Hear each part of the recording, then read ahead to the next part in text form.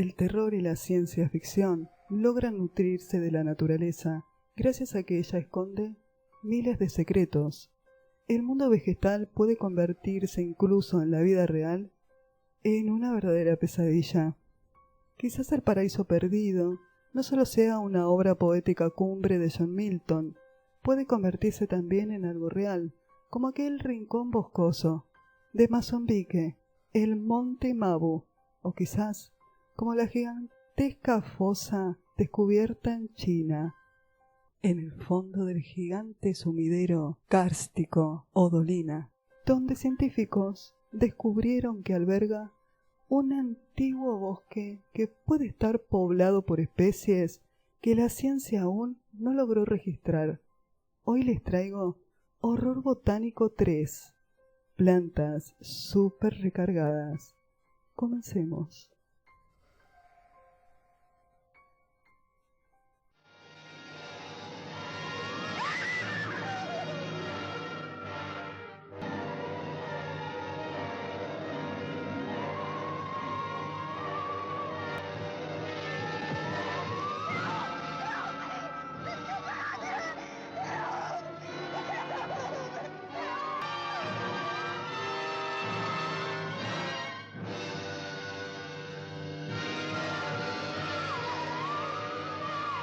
Bienvenidos y bienvenidas, queridas criaturas de la noche. Mi nombre es Lucila Castro Díaz. Soy escritora de novela negra, thriller de terror y misterio. Te cuento que en este canal siempre vas a encontrar literatura, cultura, mitos y leyendas, audiolibros, audiocuentos y audiopoemas. Me puedes encontrar fácilmente en las redes sociales, tanto en Instagram como en Facebook. Y si quieres conocer mi trabajo y mi literatura, en la caja de descripciones siempre les dejo todos los enlaces a mis sitios. Hoy les traigo un video muy especial con la colaboración de 3 canales amigos. Este video fue titulado Plantas Súper Recargadas. El informe del día de hoy de Horror Botánico va a estar conformado por 4 segmentos. El segmento de recomendaciones literarias, donde les traigo 3 obras literarias muy recomendables para leer. El segmento del canal de Kira Mortifiliana, donde nos va a hablar de los videojuegos y de una planta en especial que aparece en uno de estos juegos. En el segmento del canal del Justi nos trae una leyenda aterradora de una planta carnívora. Y por último, tenemos el segmento de nuestro canal amigo Reitan the Killer, que nos va a estar contando qué es la criptobotánica, un tema muy interesante que no podés perderte. En la caja de descripciones les voy a estar dejando los enlaces a dichos canales para que los conozcan. 3 canales muy recomendables que suelo mirar todas las semanas. Vamos a dar comienzo a este nuevo informe de plantas súper recargadas. En este segmento literario les traigo 3 recomendaciones literarias. Por acá te voy a estar dejando una etiqueta de todo lo que fuimos grabando de horror botánico en esta lista llamada Horror Botánico. Para la semana que viene les estoy preparando otro nuevo informe para esta lista. En la parte literaria de Horror Botánico les traigo El Manzano, de Daphne du Maurier.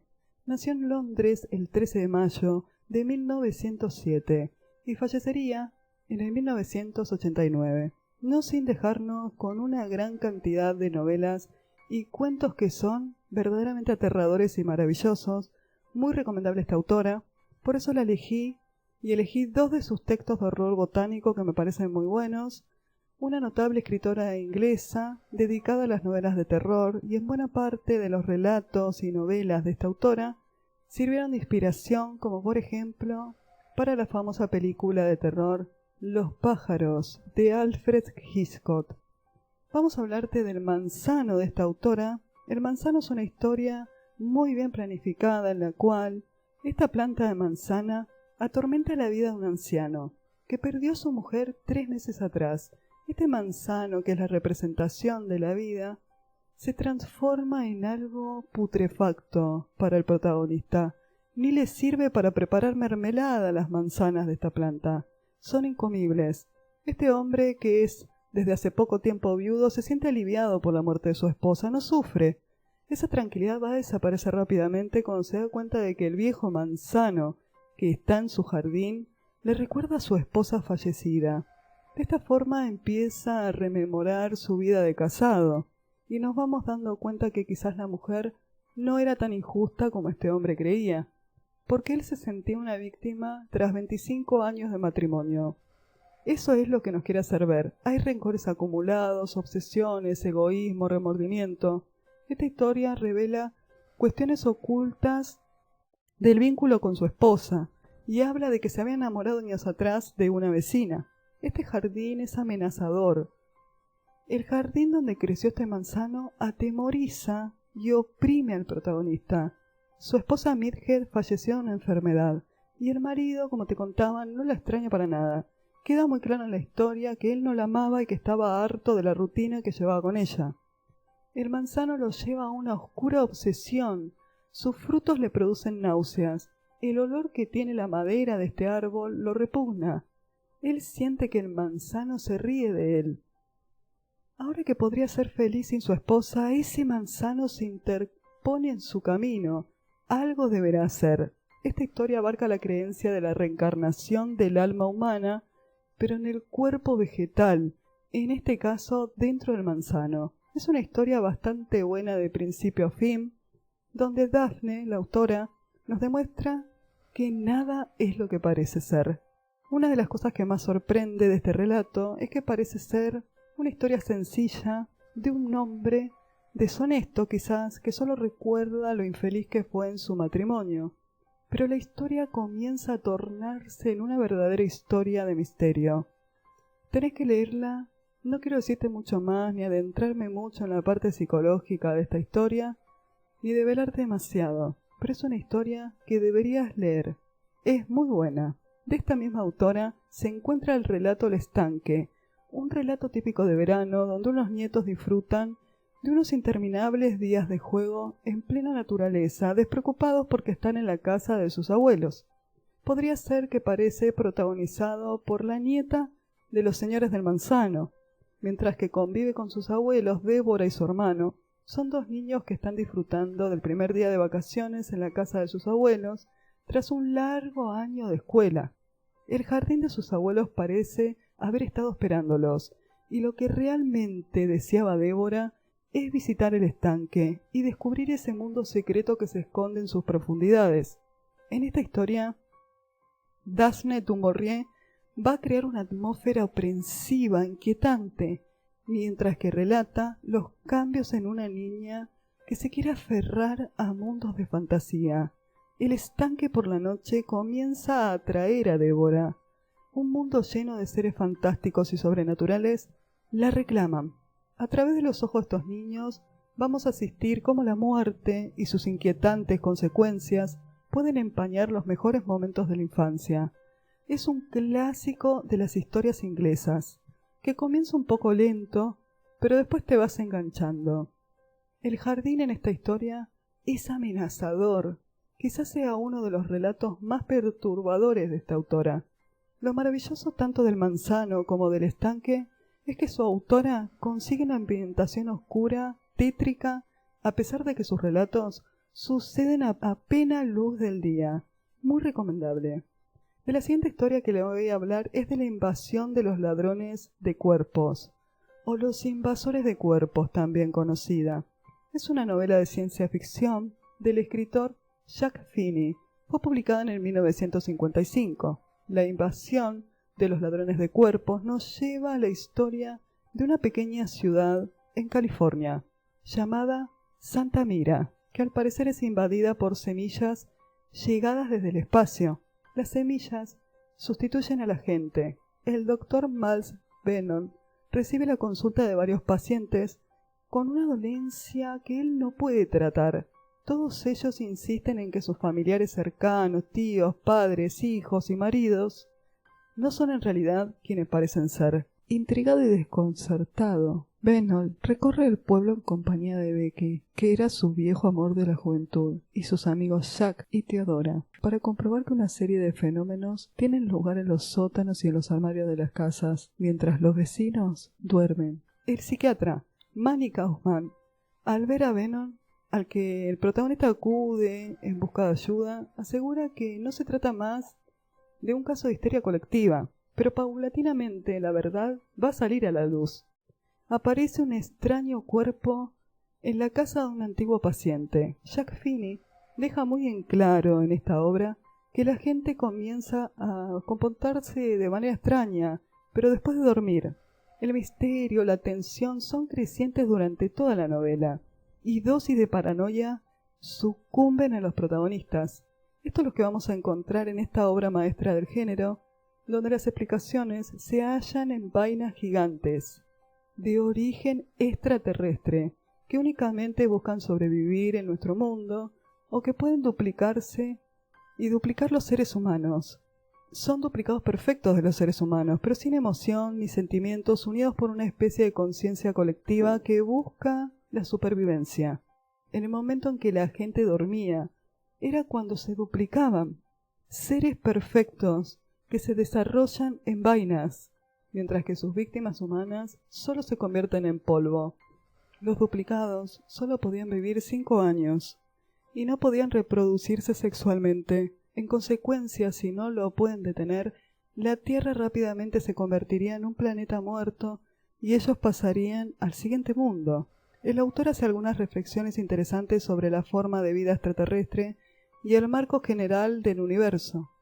En su conjunto, resulta una lectura atractiva, con una tensión interna que rápidamente te hace querer avanzar en la historia para poder conocer el desenlace. Los ladrones de cuerpos inspiró a 3 producciones cinematográficas. La primera fue en el 1956, la segunda en el 1978 y la tercera en el 1994.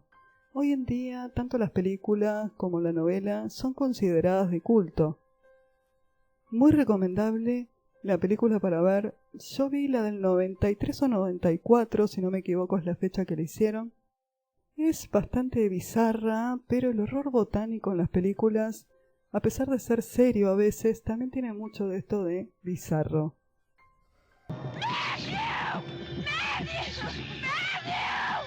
Like the others. Elizabeth, wake up!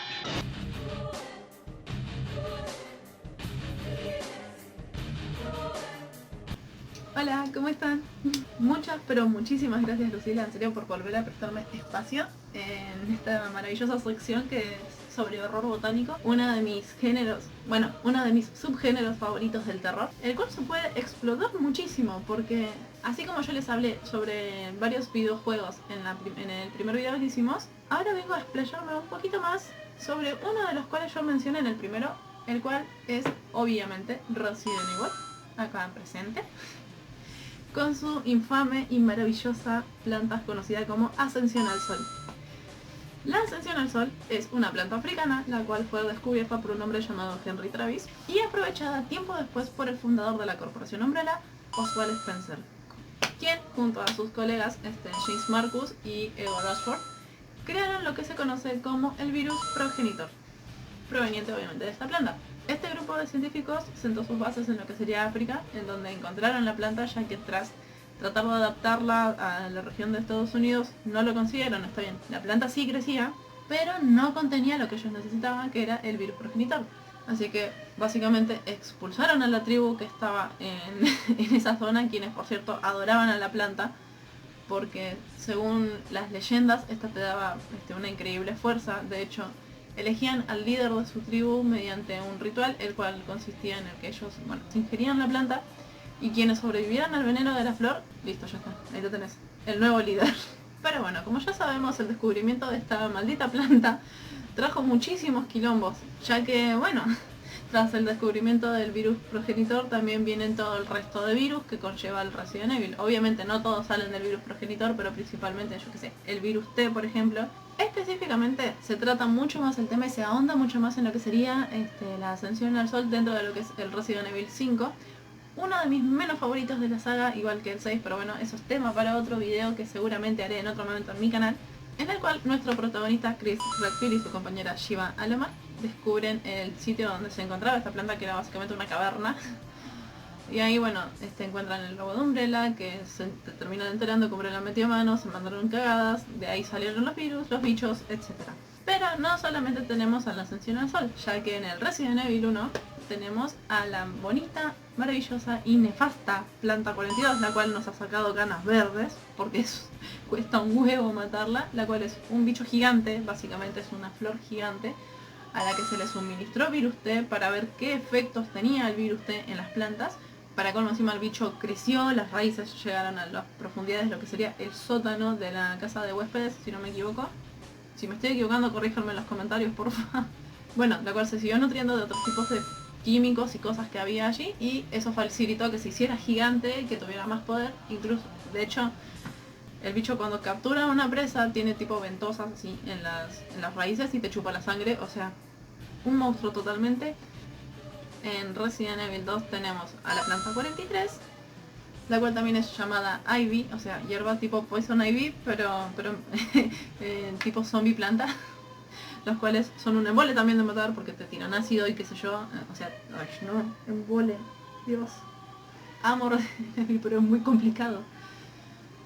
Para el remake lo que hicieron fue suplantarlo, por decirlo de una forma, por un bicho que es un zombie hierba, zombie hiedra, planta zombie.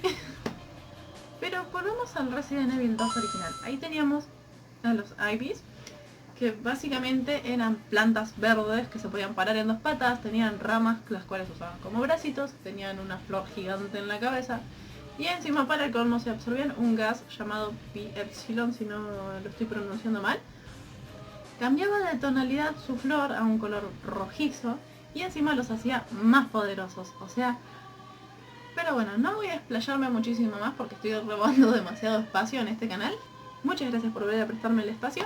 Ahora los dejo de nuevo con Lucila para que continúen aprendiendo sobre horror botánico como corresponde, ¿sí? Un beso, gente, son libres de acercarse a mi canal si quieren para conocer un poco más de mi contenido y los dejo continuar con el video.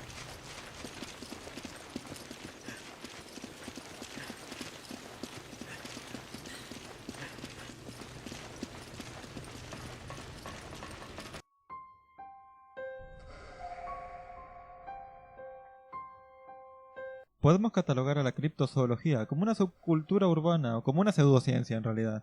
Sea del modo que sea, no se puede negar que el interés del criptozoólogo, a pesar de estar casi siempre centrado en lo sobrenatural, como aquellos que intentaban demostrar que el monstruo del lago Ness era un reptil acuático prehistórico para probar la teoría de la Tierra joven del creacionismo, es algo destacable.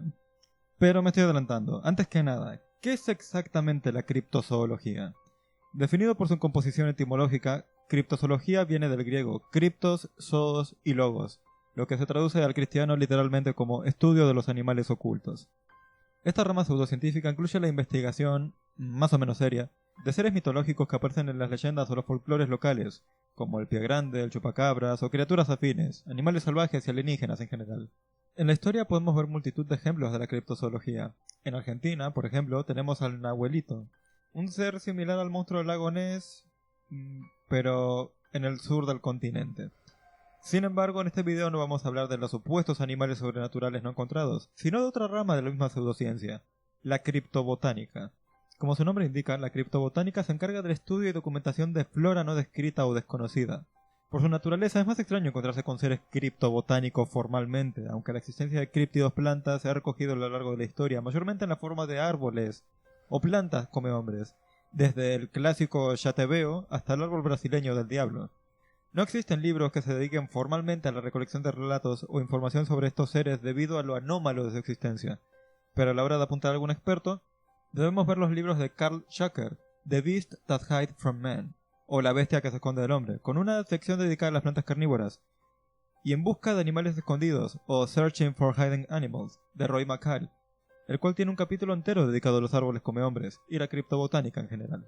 Los registros de seres críptidos de la botánica se cimentan mucho más en las leyendas y el folclore que los críptidos comunes, como lo vienen siendo los árboles oraculares, seres mitológicos en distintas culturas que pueden predecir eventos futuros que tienen forma de árbol.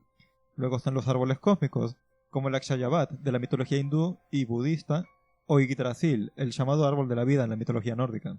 Es de destacar que no solo las plantas entran dentro del género de la criptobotánica, sino también los seres medio animal y medio planta, como los hombres del pantano, en específico el hombre musgo, un críptido de Florida el cual es descrito como un humanoide de 2 metros sobre el cual el musgo crece como un denso vello.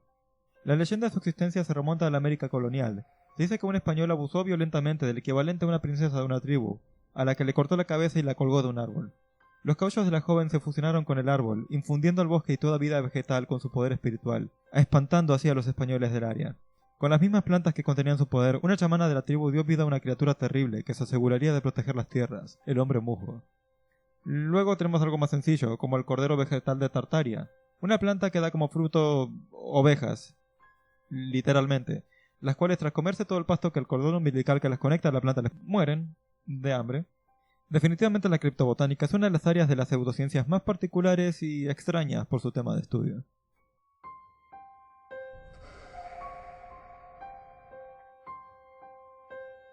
Ahora que conocemos de qué se trata la criptobotánica, vamos a hablar de 3 leyendas de árboles carnívoros. El árbol serpiente. Esta especie de árbol es propio de los pantanos que rodean el lago Nicaragua. Fue descrita en el 1892 por el doctor Andrew Wilson en el periódico Ilustrado de Londres, donde transmitía el testimonio de un botánico, un tal Dunstan, que encontrándose en las proximidades del lago centroamericano, tuvo que liberar a un perro que había sido atrapado en una envoltura de tallos y raíces de una planta parecida a un sauce, pero sin hojas. Estaba cubierto de una resina viscosa y de color azul oscuro. Duñac. Esta especie de árbol y planta está citado en las leyendas de las tribus filipinas e indochinas. Posee un follaje muy tupido y un tronco oscuro con tonalidades rojizas. Aparentemente es un árbol más de la selva, hasta que un animal o un humano pasa bajo su sombra. Entonces, desde las alturas, surgen unos poderosos tentáculos espinosos que capturan a la presa y la alzan hasta las ramas superiores, donde es aplastada y devorada. Algunos criptobotánicos opinan que esta planta es una variedad arbórea y gigante de la planta carnívora Drosera, capaz de comer más que solo insectos, hasta ranas y pequeños mamíferos, aunque es imposible que se coma una persona. Otros piensan que las historias de los nativos en realidad están describiendo el ataque de una serpiente pitón que acecha a sus presas ocultas en las ramas del follaje y desde ahí se lanza a atacar a la gente. En la segunda mitad del siglo XIX, África Negra todavía era un continente semidesconocido capaz de exhalar la imaginación de cualquiera.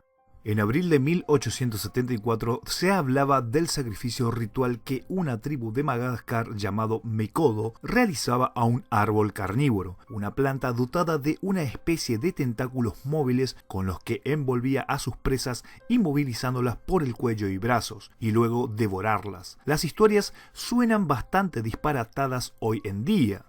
El 24 de abril de 1874, el diario New York World publicó un impactante artículo, firmado por un tal Edmund Spencer, en el que se narraba una historia asombrosa. Tanto llamó la atención que un par de días después el periódico lo volvió a sacar en su edición semanal, y más tarde se hicieron eco también otros medios mundiales. Narraba el espeluznante sacrificio ritual que una tribu de Madagascar, la anteriormente mencionada, la cual agregaba a sus líneas lo siguiente, entre comillas, con la cruel rapidez y tenacidad salvaje de las anacondas.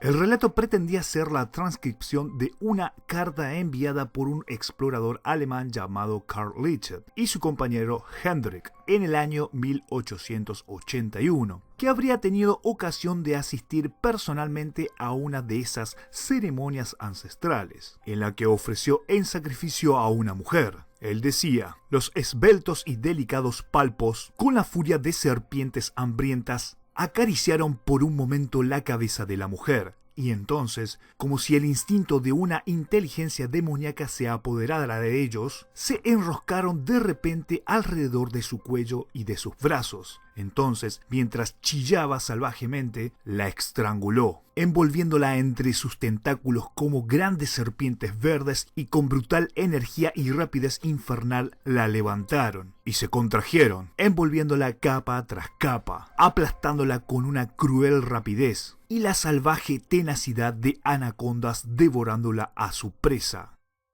Lo cierto es que no había ningún explorador germano ni ninguna tribu con esas salvajes costumbres. Por supuesto, tampoco existía ni existe un árbol sanguinario con esas descripciones, pese a que muchos se tragaron ese artículo periodístico y que posteriormente hubieran otros listos en sumarse al circo.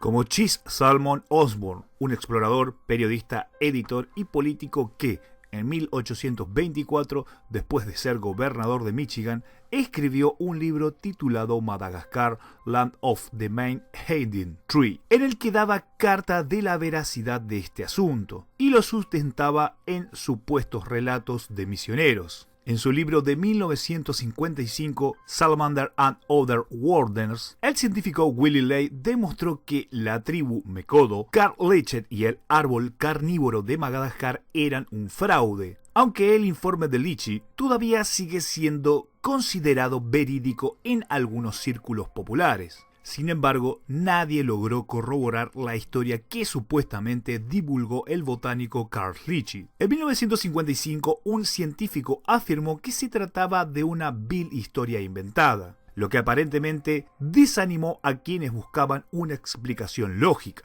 Aunque probablemente jamás conozcamos la verdad tras este aterrador relato, nadie puede negar que las plantas carnívoras existen.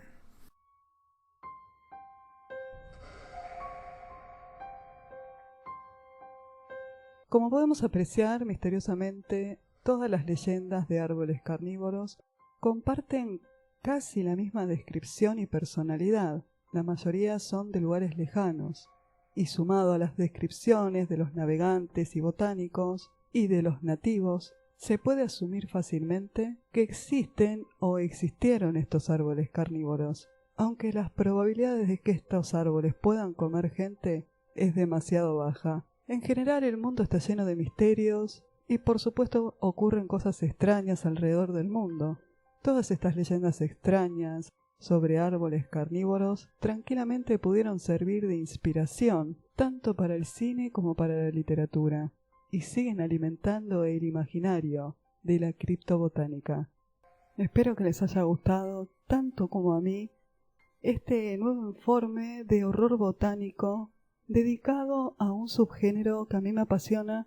Les voy a estar dejando en la caja de descripciones los enlaces a los canales que colaboraron en este video, los 3 muy recomendables. Les agradezco enormemente por esta gran colaboración. Es la primera colaboración grande que hacemos en este canal con un tema muy bueno como es el subgénero del horror botánico, tanto en el cine, en la literatura, en los videojuegos, en los cómics, en las leyendas. Van a encontrar el horror botánico interesante. Es un tema no muy explorado por los lectores y por los amantes del cine de terror. Un tema que se le puede sacar demasiado jugo. Próximamente van a poder conseguir en Amazon mi novela de horror botánico Flores para los Muertos, la cual escribí hace como 10 años. Y no te olvides de dejarme tu comentario con sugerencias, recomendaciones. Todos los comentarios los respondo y con los comentarios me ayudas a crecer y me incentivas para que siga subiendo contenido. No te olvides de activar la campana de notificaciones para que te avise cada vez que subo un video similar a este. Y no te olvides de darte una vuelta por los canales amigos de Reitan the Killer, Kira Mortifiliana, El Justi, donde yo también había colaborado en su canal con un tema muy interesante que se los voy a estar dejando también en la caja de descripciones. Un canal muy bueno, la verdad que a mí me gusta mucho el canal de Justi, me gusta mucho el canal de Reitan the Killer y me gusta mucho el canal de Kira Mortifiliana porque le pone un poco de chispa, digamos bastante chispa a medida que va jugando los videojuegos y sabe mucho de la historia de cada uno de ellos, por eso suelo invitarla en este canal. Trato de hacer videos diferentes, no solamente de literatura, no solamente que sean audiocuentos, audiolibros y audiopoemas. Trato de mezclarle un poco las cosas. Me gusta mucho hablar de los libros, me gusta hablar de la historia, de lo que se inspiraron los autores, me gustan las leyendas, entonces este canal es un poco como yo, un poco de todo. Todo lo que me gusta va a estar en este canal. En este caso, esta lista que te dejé por acá, por abajo, por donde salga, de horror botánico, un subgénero muy recomendado y poco explorado. Te recomiendo que veas el canal de Rate and the Killer, donde dio una descripción mucho más detallada de lo que es la criptobotánica. Si te interesó, a mí me parece un tema muy interesante. Y por abajo vas a poder encontrar el enlace a su canal. Espero que les haya gustado tanto como a mí. Y no te olvides de dejar tu comentario y de suscribirte a mi canal. Nos vemos en el próximo video.